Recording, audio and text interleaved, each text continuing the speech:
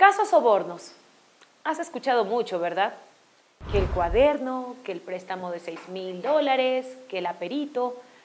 Hoy te voy a hablar la verdad, lo legal, lo que está realmente en el expediente, que es lo único válido, no lo político ni lo mediático. En el reportaje de Fernando Villavicencio, donde empezó todo, es nombrada Pamela Martínez y por eso deciden allanar su oficina en la Corte Constitucional. Allí encuentran un cheque que para ellos resultó sospechoso. ¿De cuánto? $139.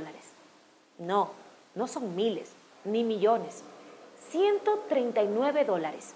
El cheque era a favor de la administración de un edificio. Cualquiera que vea eso piensa que es el pago de una alícuota, lo lógico. Pero para la Fiscalía, el cheque es muy sospechoso y relevante para la investigación. ¿Por qué? Porque con eso, en cambio, justificaron el allanamiento al departamento privado de Pamela Martínez. No es realmente una buena justificación. Lo que hace preguntarnos, ¿acaso sabían antes que ahí iban a encontrar algo?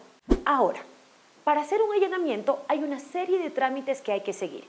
El allanamiento al departamento de Pamela Martínez fue autorizado el 29 de mayo a las 15 horas con 22 minutos y a las 16 horas con 35 minutos ya estuvieron listos, tan solo 1 hora y 13 minutos después.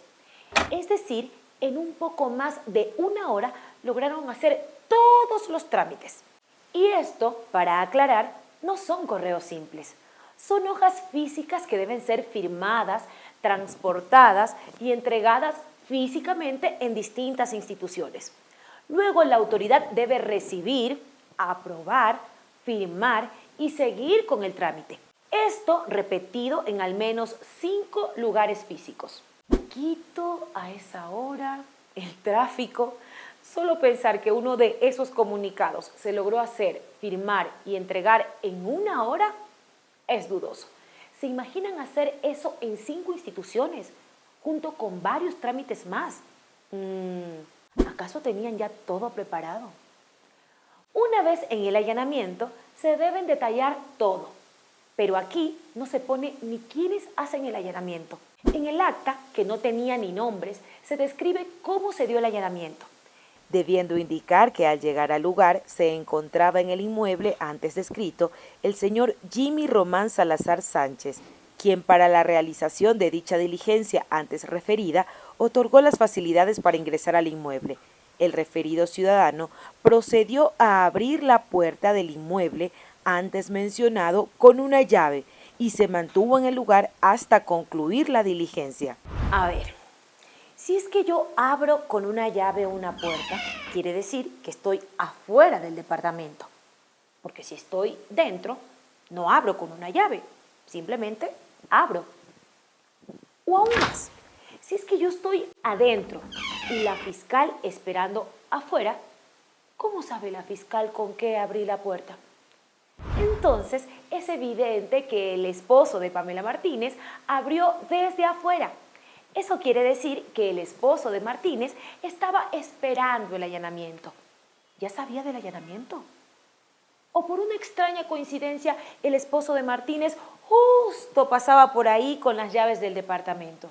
Más claro, ya tenían todo preparado.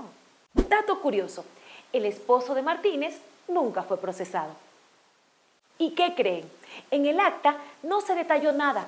Dejaron espacios vacíos para ser llenados después. Ni siquiera se pone la hora en que se acabó el allanamiento. Entonces, ¿hubo en verdad un procedimiento? Para hacer el allanamiento, también es necesario que los peritos sean quienes levanten los indicios.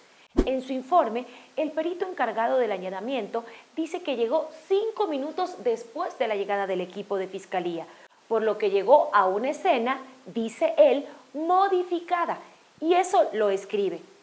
Es decir, no puede garantizar que lo que se encuentra en el departamento estaba originalmente ahí. Claro, este peritaje no fue tomado en cuenta por la fiscal en el juicio. En el allanamiento se levantan indicios que se detallan en varios documentos. Hay un acta de allanamiento y luego una cadena de custodia. En ambos, los indicios deben coincidir a la perfección, pero aquí no. Por ejemplo, en el momento del allanamiento, Encuentran una tarjeta SD marca Maxell, pero en la cadena de custodia esta tarjeta pasa a ser marca Sandix. Lo mismo pasa en decenas de artículos que pasan a ser, por ejemplo, un CD con un texto Amigos de Salazar a un CD con el texto Amigos Salvajes. Pero no solo cambian descripciones, sino que aparecen mágicamente nuevos artículos. De 55 indicios encontrados en el allanamiento, pasaron a ser 72 en el registro. 72. De un CD encontrado, pasaron a ser 6 en el registro. De 6 agendas, pasaron a ser 8. Es evidente que no se cumplió la cadena de custodia.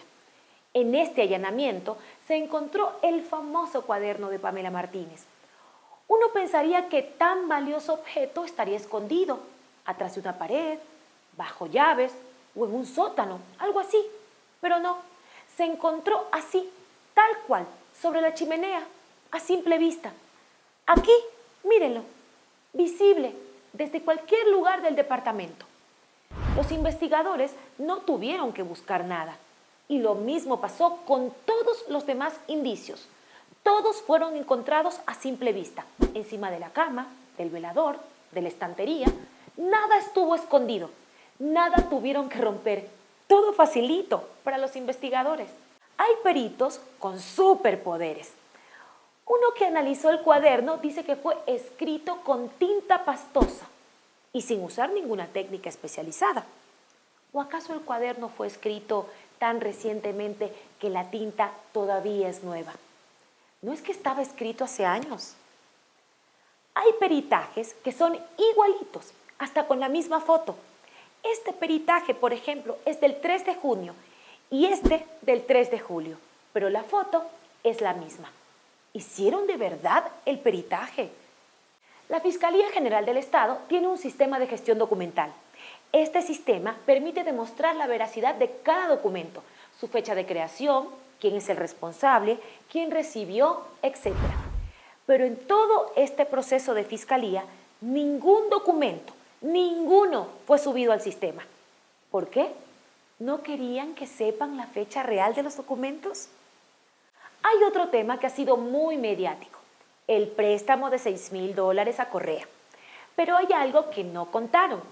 El fondo del que salió el préstamo fue creado con los aportes de los militantes, entre ellos el mismo Correa. Sí, le prestaron $6,000 de allí, pero Correa aportó 7,600, aportó más de lo que pidió prestado. E incluso ese préstamo, como se demostró, Correa terminó devolviéndolo, pagó todo lo que le prestaron. Nunca en la historia del Ecuador se ha forjado un juicio para acabar políticamente una persona. Dicen que hasta tienen la sentencia redactada. La pregunta es, ¿los jueces se van a prestar a esto? Tarde o temprano, todo cae por su propio peso. Tarde o temprano, se sabrá todo.